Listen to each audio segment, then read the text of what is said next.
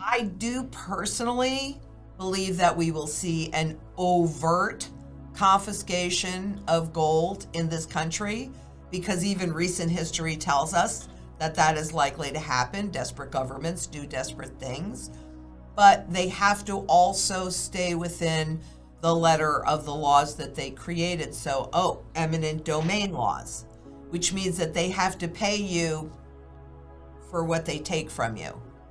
If you're looking at bars or bullion, that's pretty easy because they manage, even admitting to managing, as I know you guys know, the precious metals prices, because a rising gold price is an indication of a failing currency. So it would be pretty easy if, say, spot was at $3,000 or $4,000 at that point, and they chose to make a confiscation, to say, okay, well, we'll pay you $10,000 for it. And most people, not understanding that they are about to completely crash the currency, although I guess it would be kind of hard to believe that anybody thinks they wouldn't or aren't doing that now, but a lot of people would go, well, wow, it's only worth $4,000, and look at this, they're willing to pay me 10 for it. Okay, because they want you to volunteer. They do not want pushback. And then they just reset it, 3,500%. I mean, I don't know what the cover ratio is going to be, and I don't know what that's going to look like, except you can look at Venezuela, you can look at a lot of countries have gone through it, and it just goes like that. So for me personally, if I can hold it, and I'm not talking about silver in this case, I'm just talking about gold, but if I can hold it inside of an IRA, I don't buy it because I believe that it's going to be confiscated. So I personally, that's not always been true. It just, once we hit a certain point in the trend cycle, I was no longer comfortable holding bullion. So I only buy gold collectible coins, and that's all I own. In the strategy that we were talking about earlier, part of the strategy is right now you've got gold and silver that are severely undervalued, and you have all other asset classes that are severely overvalued. Well, that's going to flip-flop. And I want the kind of gold and silver that I can actually use in the normal marketplace, because part of building that dynastic wealth foundation, or part of retirement planning, to be perfectly honest with you, is to ensure that you have income that you cannot outlive.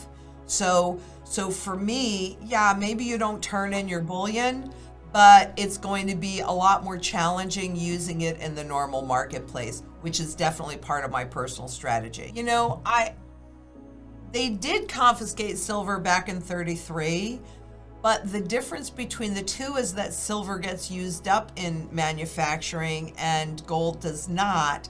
So I don't really have the same feelings around confiscation of silver that I do of gold. So I own like all of the above. You know, and I 100% agree with you. The silver is really my barterable part of the portfolio, right? Because I like all the different sizes. I do the same thing with gold, because I like the sovereigns, for example, for like property taxes. Because you can have your house paid off, but if you can't pay your property taxes, you're going to lose your house. So, you know, it just depends on what am I trying to accomplish here? That's the direction that I'll go in. But for those people that are just looking to sustain a standard of living, then having all silver would definitely work, because it is your barterable piece. But if you're looking to really grow wealth, you can hold a lot more wealth in the same size package. Understood. And so it just, again, it's establish your goal. That's the first thing we do. What are your goals? What are you trying to accomplish? And then you design the portfolio around that, rather than just kind of willy-nilly. No matter what you do with gold and silver, you can't get burned because it's so ridiculously undervalued. But is it really going to be the right tool for the specific job that you're looking at.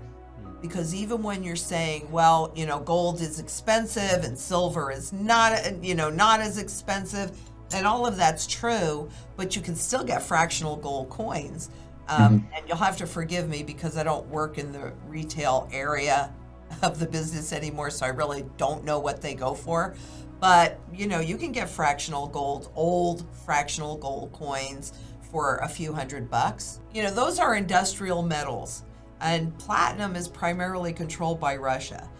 But it is definitely a precious metal, but this is about this is about a currency reset. So my focus and what I accumulate for myself are the currency metals, gold and silver. I set up my personal portfolio with silver to sustain my living expenses, my standard of living for 10 years.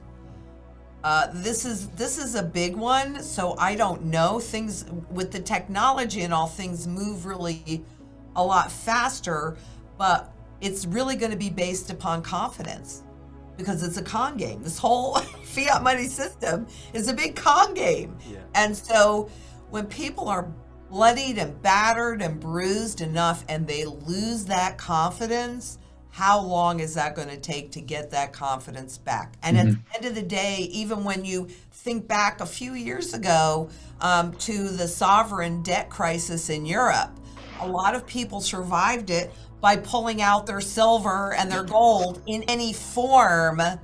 It is monetary at its base, and that's how they survived.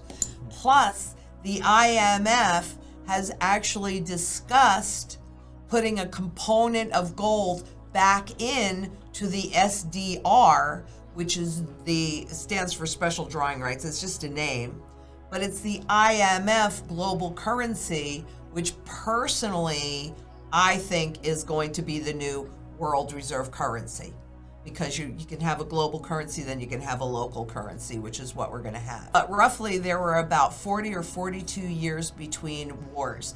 Then they would go into hyperinflationary mode to fund the war, and they would get rid of the central banks. Central banks typically only had a 15 to 20-year charter, and then they'd hyperinflate the fake currency away, the fiat currency away, and they'd go back on the gold standard. And if you look at the time between wars,